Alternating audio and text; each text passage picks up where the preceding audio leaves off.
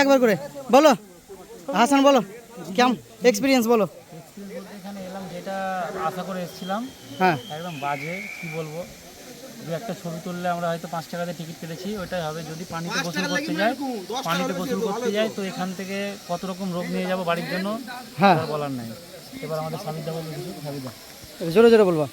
কি I have no word, মানে কোনো শব্দই নেই, কোনো শব্দই নেই যে কি বলবে। টাকাটাই বরবাদ।